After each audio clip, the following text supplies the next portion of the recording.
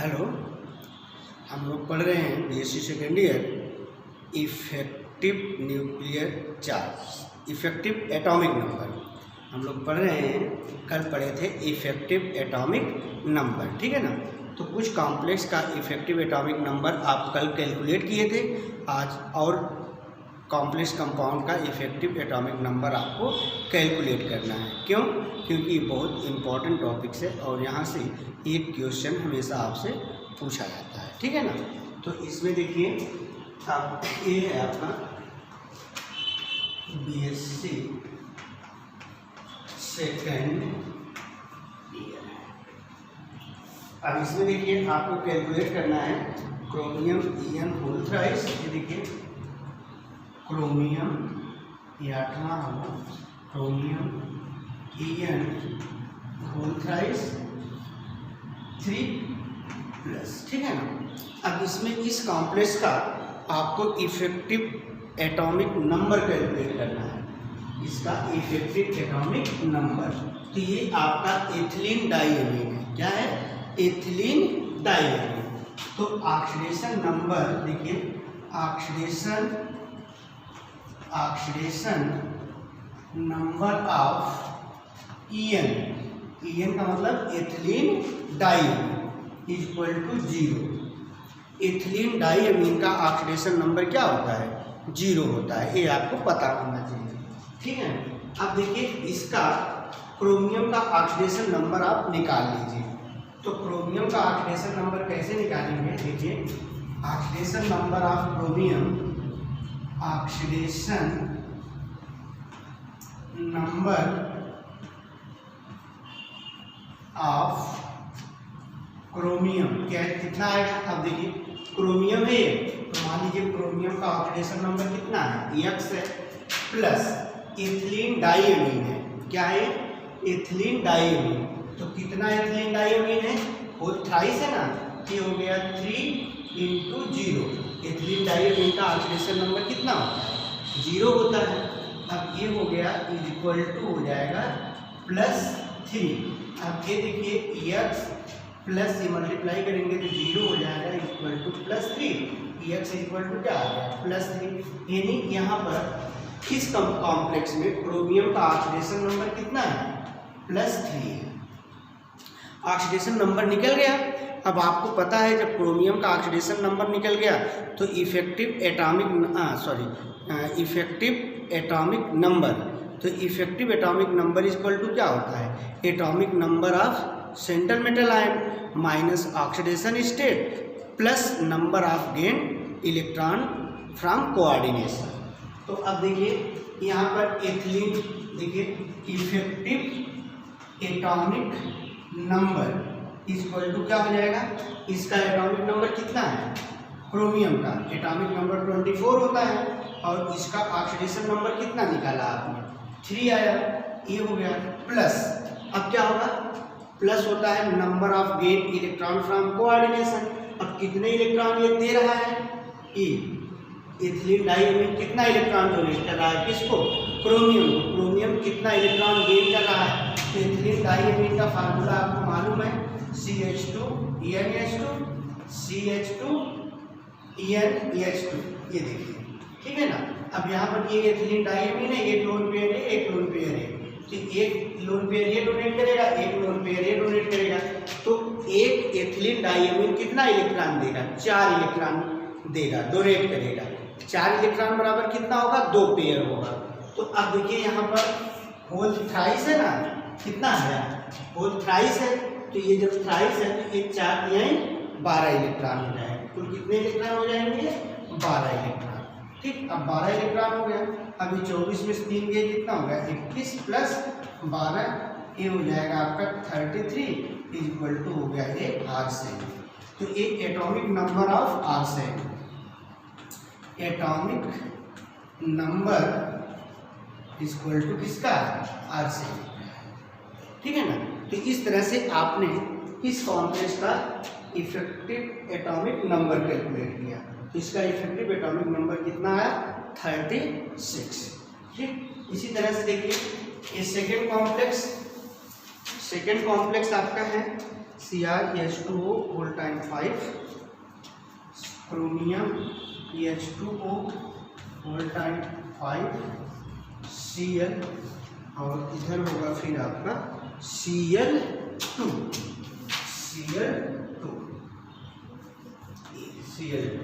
ये आपका 10वां, फिर 9वां, 10वां एग्जाम्पल है। ठीक, अब देखिए इसका आपको इफेक्टिव एटॉमिक नंबर कैलकुलेट करना है। अब देखिए इसमें पहले आप क्रोमियम का ऑक्सीडेशन स्टेट निकाल लीजिए। तो देखिए oxidation number of chromium,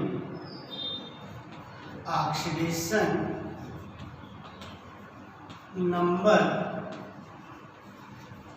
of chromium, chromium का ऑक्सीडेशन स्टेट निकालेंगे तो यहाँ हो जाएगा, देखिए क्रोमियम का मान लीजिए क्या हो जाएगा, X हो गया।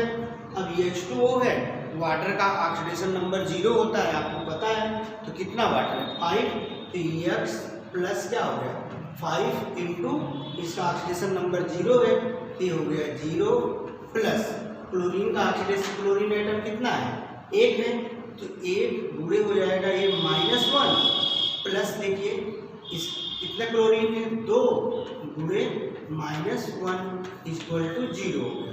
अब X प्लस ये क्या हो जाएगा 0 हो जाएगा, ये हो जाएगा -1 और ये हो जाएगा -2 इक्वल टू 0।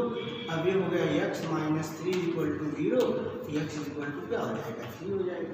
तो यहाँ पर क्रोमियम का ऑक्सीडेशन नंबर कितना है +3 है, क्रोमियम का ऑक्सीडेशन नंबर कितना आया +3 आ गया। ठीक, अब देखिए कितना इलेक्ट्रॉन डोनेट करेगा, ये 5 लिगेंड्स हैं और 1 लिगेंड्स ए है, तो टोटल लिगेंड्स 6 हो गए। तो कितना, ये मोनोडेंटेट लिगेंड्स है, कैसे डेंटेट लिगेंड्स, ये मोनोडेंटेट लिगेंड्स है, तो 6 दूनी 12 इलेक्ट्रॉन ये क्रोमियम गेन करेगा। और इसमें ये आपका बाइडेंटेट लिगेंड्स है, एथिलीन डाइअमीन कैसा लिगेंड्स है, बाइडेंटेट लिगेंड्स है। ठीक है ना, तो अब देखिए इफेक्टिव एटॉमिक नंबर क्या हो जाएगा, effective atomic number equal to हो जाएगा, क्रोमियम का एटॉमिक नंबर कितना है 24 -3 प्लस कितना इलेक्ट्रॉन, देखो 5 वाटर लिगेंड्स है और एक क्लोरीन लिगेंड्स है, तो 5 1 6 लिगेंड्स हुआ और 6 लिगेंड्स बराबर कितने इलेक्ट्रॉन हो गए, ये 12 हो गया। तो अब देखिए इफेक्टिव एटॉमिक नंबर कितना आएगा, ये 21 प्लस 12 ये हो जाएगा 33 इक्वल टू आर्सेनिक। ठीक है ना, इसका एटॉमिक नंबर इक्वल आया, इसका इफेक्टिव एटॉमिक नंबर आ गया आर्सेनिक के। ठीक है, इसके बाद देखिए नेक्स्ट है आपका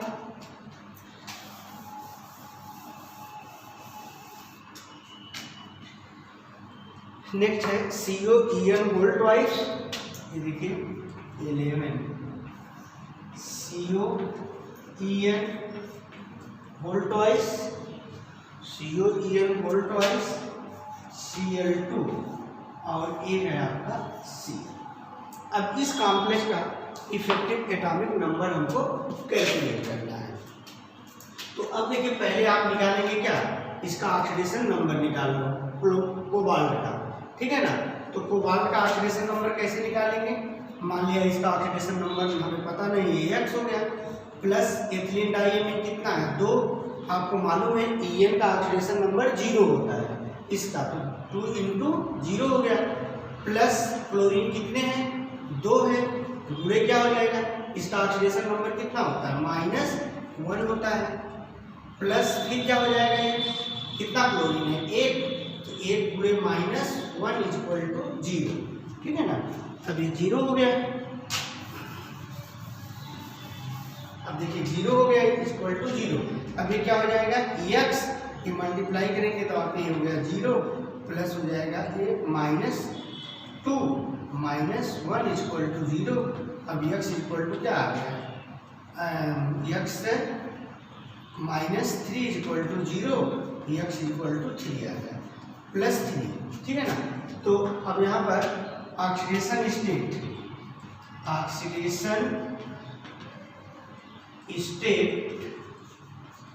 ऑफ CO इक्वल टू क्या है +3 आएगा। ठीक है, अब देखिए इफेक्ट, अब कितना इलेक्ट्रॉन गेन करेंगे, कोबाल्ट कितना इलेक्ट्रॉन गेन करेगा CO3 प्लस, अब देखिए एथिलीन डाइमीन है ये CH2 EnEH2, ये देखो CH2 EnEH2, ये एथिलीन डाइमीन है। तो अब ये आपको बाइडेंटेट लिगेंड्स है, तो 2 इलेक्ट्रॉन पेयर डोनेट करेगा। 2 इलेक्ट्रॉन पेयर मतलब 4 इलेक्ट्रॉन। तो ये देखिए कितना है, ये होल ट्वाइस है, तो 2 चौक 8 इलेक्ट्रॉन ये हो जाएगा और 2 इलेक्ट्रॉन ये डोनेट करेगा। 2 पेयर, 2 क्लोरीन एटम, एक क्लोरीन एटम एक पेयर डोनेट करेगा, तो यहाँ कितने क्लोरीन है, 2 क्लोरीन है, तो 2 4 इलेक्ट्रॉन ये डोनेट करेगा, तो टोटल हो जाएगा 8 4 12 इलेक्ट्रॉन। तो अब यहाँ पर हो जाएगा effective atomic number equal to हो जाएगा, इसका एटॉमिक नंबर कोवाल्ट का कितना है 27 माइनस ऑक्सीडेशन स्टेट कितना है 3 है, प्लस कितना इलेक्ट्रॉन ये गेन कर रहा है 8 इलेक्ट्रॉन यहाँ से और 4 इलेक्ट्रॉन यहाँ से, तो 8 4 12 हो जाएगा। अब ये हो गया कितना 24 प्लस 12 बराबर 36 इक्वल टू क्या हो गया आपका ये क्रिप्टॉन, क्रिप्टॉन के इक्वल हो गया, ठीक है ना। अब देखिए कुछ हम आपको कॉम्प्लेक्स कंपाउंड दे रहे हैं और उस कॉम्प्लेक्स कंपाउंड का आप इफेक्टिव एटॉमिक नंबर कैलकुलेट करिएगा, ठीक है ना। अब इसमें नोट कर लीजिए इफेक्टिव एटॉमिक नंबर किसका किसका आपको कैलकुलेट करना है। PtNH3 होल टाइम 4, ये देखिए PtNH3 whole time 4, PtNH3 whole time 4 Cl2, ये हो जाएगा आपका Cl2, ठीक है ना। अब फिर देखिए दूसरा कॉम्प्लेक्स है आपका chromium En whole thrice, chromium En whole thrice, chromium En whole thrice एक Cl2, ठीक है ना। एक ये देखिए 2, ये तीसरा हम दे रहे हैं आपको। अब है CONH3 whole thrice, CONH3 whole thrice, CONH3 whole thrice, NO2 Cl Cl, NO2 Cl Cl, ठीक है। अब उसके बाद COEn होल ट्वाइस Br2, चौथा COEn होल ट्वाइस Br2, यहाँ पर प्लस Br, ठीक है। फिर इसके बाद है Na2, पांचवा यही लिख देते हैं Na2 sodium FeCN5, FeCN whole time 5, NO, फिर COEn एक छठा, COEn whole twice Cl2 Cl, whole twice Cl2 Cl, तो इसका आपको ये 6 एग्जाम्पल्स हैं और 6 का आप इफेक्टिव एटॉमिक नंबर कैलकुलेट करिएगा, ठीक है। इफेक्टिव एटॉमिक नंबर 6 का आपको कैलकुलेट करना है। यहाँ पर ध्यान दीजिए ये 5वें में Na2 FeCN होल टाइम 5, ये NO नाइट्रोसीलियम है NO, इसका ऑक्सीडेशन स्टेट जो होता है NO का +1 होता है। NO का ऑक्सीडेशन स्टेट कितना होता है +1, तो इसका निकालिएगा +1 करके, ठीक है ना। यहाँ मान लीजिएगा ये हो जाएगा, आप निकालेंगे ये हो जाएगा 2 × 1, ये सोडियम का ऑक्सीडेशन नंबर 1 होता है, तो ये हो जाएगा 2 × 1 प्लस ये क्या हो जाएगा, इसका x मान लेंगे, इसका साइनाइड का होता है -1, तो 5 × -1 + 1 हो जाएगा, ठीक है ना। निकाल के हम बता दे रहे हैं, ये देखिए 2 हो गया, 2 कहाँ से आया, ये सोडियम का है और सोडियम का ऑक्सीडेशन नंबर कितना होता है 1 होता है। अब इसका मान लीजिए कितना है, आयरन का यक्स है, साइनाइड का कितना होता है 5 साइनाइड है इंटू -1 होता है, और इसका NO का ऑक्सीडेशन नंबर होता है +1, ठीक है ना। इक्वल टू क्या हो गया, ये 0, ये हो गया 2 + x - 5 + 1 इक्वल टू 0 हो गया। अब ये कितना हो जाएगा 3 + x - 5 इक्वल टू 0 हो गया, ठीक है ना। अब x इक्वल टू निकाल लीजिए आप, तो x इक्वल टू क्या हो जाएगा, ये 5 उधर जाएगा 5 हो जाएगा, ये 3 उधर जाएगा तो ये क्या हो जाएगा माइनस हो जाएगा। x इक्वल टू कितना आएगा, 2 आएगा, ठीक है ना। यहाँ पर EFP का ऑक्सीडेशन नंबर कितना आएगा, 2 आएगा। तो इस तरह से आप जो है इनका इफेक्टिव एटॉमिक नंबर कैलकुलेट करिएगा, ठीक है ना। इसके बाद नेक्स्ट टॉपिक आपको हम पढ़ा रहे हैं वर्नर्स थ्योरी। कौन सी थ्योरी, वर्नर्स थ्योरी। तो वर्नर्स थ्योरी आज पढ़ा दे रहे हैं, कल आपको लिखवा देंगे नोट्स। तो वर्नर्स थ्योरी देखिए ये क्या है, वर्नर्स थ्योरी, वर्नर थ्योरी। अब वर्नर थ्योरी जो है ये मोस्ट इम्पॉर्टेंट थ्योरी है, ठीक है ना। अब देखिए जो वर्नर्स थ्योरी, वर्नर्स के थ्योरी क्या है कि अकॉर्डिंग टू दिस थ्योरी, ठीक है ना, इस थ्योरी के कई पास्टुलेट हैं, इस थ्योरी के कई पास्टुलेट हैं।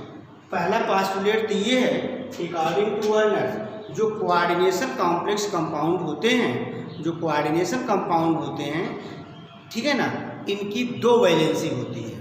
कोऑर्डिनेशन कंपाउंड जो होते हैं इनके, पहला देखो कोऑर्डिनेशन कंपाउंड के 2 पार्ट होता है, एक होता है कोऑर्डिनेशन स्फीयर, कोऑर्डिनेशन स्फीयर होता है, ठीक है ना, और दूसरा पार्ट होता है इसका आयनाइजेशन स्फीयर। कौन सा, आयनाइजेशन स्फीयर।